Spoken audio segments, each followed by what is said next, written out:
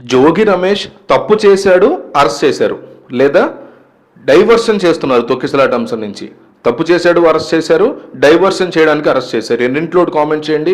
నేను like అడగట్లా, subscribe అడగట్లా, ఇవి ఏమీ అడగట్లా ఛానల్కి. జోగి రమేష్ అరెస్ట్ గురించి జనాలు ఏమనుకుంటున్నారో ప్రతి ఒక్కరికి తెలియాలి. కనీసం 1000 కామెంట్లు చేయండి.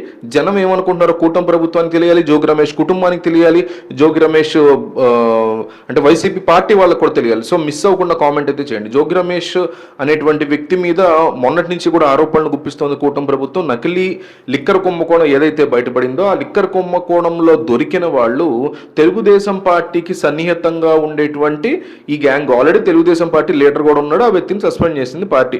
అయితే వాళ్ళతో కావాలని చెప్పించారా లేక నిజంగానే వాళ్ళు చెప్పింది నిజమా అనేది కోర్టు తేల్చాల్సి ఉంది, పోలీసులు తేల్చాల్సి ఉంది.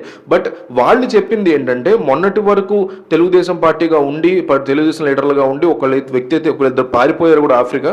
అక్కడి నుంచి వచ్చిన వెంటనే పోలీసులు అరెస్ట్ చేయడం, వాళ్ళని అరెస్ట్ చేసిన వెంటనే జోగి రమేషే మాతో చేయించాడు, కావాలంటే జోగి రమేష్ సీసీటీవీ ఫుటేజ్ చూసుకోండి, మేము వాళ్ళ ఇంటికి కూడా వెళ్ళాము అనేసి వాళ్ళు ఓపెన్గా చెప్పారు. సో జోగి రమేష్ తన ప్రాంతంలో కాకుండా చిత్తూరులో చెయ్యి, సీఎం యొక్క ప్రాంతం కాబట్టి అక్కడ చేయించు, నువ్వు అక్కడ చేయిస్తే సీఎంకి బ్యాడ్ నేమ్ వస్తుంది, నకిలీ లిక్కర్ తయారు చేయించు అని చెప్పేసి వాళ్ళు చెప్పడం జరిగింది పోలీసుల దగ్గర. సో దాన్ని బేస్ చేసుకుని అరెస్ట్ చేయడం అయితే జరిగింది. ఈ మొత్తం వ్యవహారాన్ని వైసీపీ కంప్లీట్ డైవర్షన్ పాలిటిక్స్. రీసెంట్గా జరిగిన కాశీబుగ్గ తొక్కిసలాట నుంచి, తుఫాన్లో రైతులు పడుతున్నటువంటి ఇబ్బందికర పరిస్థితుల నుంచి, తుఫాను తర్వాత వీటన్ని నుంచి డైవర్షన్ కోసమే చేశారు ఇదంతా కూటమి ప్రభుత్వం అనేటువంటి సీరియస్ ఎలిగేషన్ని వైసీపీ పార్టీ వేస్తుంది.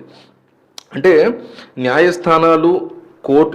ఇంకో పక్క ఏంటంటే జోగి రమేష్ ఏకంగా దుర్గ గుడికి వెళ్ళిపోయి అమ్మవారి సాక్షిగా ప్రమాణం కూడా చేస్తారు, నేనేం చేయలేదని. వాళ్ళ పిల్లల్ని కూడా తీసుకెళ్లి ప్రమాణ స్వీకారం చేస్తారు. దౌర్భాగ్యమైన పరిస్థితి ఏంటంటే ఆయన చర్చిలో చేసినా, మసీదులో చేసినా, గుళ్ళో చేసినా ఇదే పాయింట్ వస్తుంది. దౌర్భాగ్యమైన పరిస్థితి ఏంటంటే చట్టాలు ఉన్నాయి, మనందరం కష్టపడి మనందరి కోసం రాసుకున్నటువంటి చట్టాలు ఉన్నాయి, రాజ్యాంగం ఉంది, మనందరం కలిసి కట్టుకో చేసుకున్నటువంటి బంగారమైన ప్రజాస్వామ్యం ఉంది. అవన్నీ పక్కన పెట్టేసి దేవుడి మీద ప్రమాణాలు చేస్తే అది నిజమా అబద్ధమా అని తేల్చుకునేటువంటి రాతి యుగంలో వెనక్కి వెళ్తున్నాం. మనకి అడవుల్లోకి వెళ్ళామనుకోండి, మనం ఆది మానవులు, ఆది జాతీయులు, గిరిజనులు, కొంతమంది గిరిజనులు వాటి ఎట్లా ఉంటారంటే తప్పు చేస్తే వాళ్ళు శిక్షలు వాళ్ళకి ఎట్లా ఉంటాయంటే దేవుడి మీద ఒట్టేసి వాళ్ళు అబద్ధం చెప్తున్నారు, నిజం చెప్తున్నారు చెప్పాలి. అబద్ధం చెప్తే దేవుడి మీద చుట్టేసి రేపు ఆడికి ఏదో అయిపోద్దని చెప్పేసి ఒక మూఢనమ్మకం. అది ఎట్లా ఎందుకు అవుతుంది అట్లా? కంప్లీట్ మూఢనమ్మకం. అది ఏ దేవుడైనా సరే వాళ్ళు నమ్మే ఆ పర్టికులర్ ఏ మతానికి చెందిన దేవుళ్ళు కూడా నమ్ముతుంటారు కొంతమంది. సో అట్లాంటి తెగలు చేస్తూ ఉంటారు. అట్లాగా వెనక్కి వెళ్ళిపోతున్నాయి.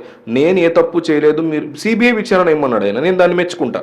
ఇదే వ్యక్తి మళ్ళీ వెళ్ళి దేవుని మీద ప్రమాణం చేశాడు, దాన్ని నేను యాక్సెప్ట్ చేయను. సో ఇట్లాగా అయితే వీళ్ళేమో ఇంకో పక్క నేనేమంటానంటే జోగి రమేష్ని అరెస్ట్ చేయండి, లోపల వేయండి, ఖచ్చితంగా ఆయన మీద ఆధారాలు ఉంటే కోర్టు రిమాండ్కి ఇస్తుంది, డెఫినెట్లీ ఇవన్నీ కూడా చేయండి, క్వశ్చనే లేదు. కానీ కరెక్ట్గా ఇది జరిగిన తర్వాత రోజే ఇది చేయడం వల్ల డెఫినెట్లీ ప్రజలు కూడా డైవర్షన్ పాలిటిక్స్ అనుకునేటువంటి పరిస్థితి ఉంది. స్కిల్ డెవలప్మెంట్ కేసు అప్పుడు చంద్రబాబు నాయుడు అరెస్ట్ చేసిన, ఈఎస్ఐ కేసులో మీకు గుర్తుంటే అచ్చెన్నాయుడిని జగన్ అరెస్ట్ చేసిన, అప్పుడు కూడా జగన్ డైవర్షన్ పాలిటిక్స్ చేశాడు అనేటువంటి ఫీలింగ్ ఉంది. ఇప్పుడు చంద్రబాబు నాయుడు, పవన్ కళ్యాణ్ వీళ్ళిద్దరు కూడా ఇదే చేస్తున్నారు అనేటువంటి ఫీలింగ్ అయితే జనాల్లో స్ట్రాంగ్గా వాళ్ళ మెదడుల్లో ఎక్కిపోయింది. దాన్ని ఎవ్వరు తీసేటువంటి సిచ్యువేషన్ అయితే లేదు. సో మీరేమనుకుంటున్నారు? నిజంగా తప్పు చేశాడు, అరెస్ట్ చేశారు, డైవర్షన్ పాలిటిక్స్ చేస్తున్నారు, ఈ రెండిట్లో ఏమనుకుంటున్నారు జనాలు? కామెంట్ చేయండి.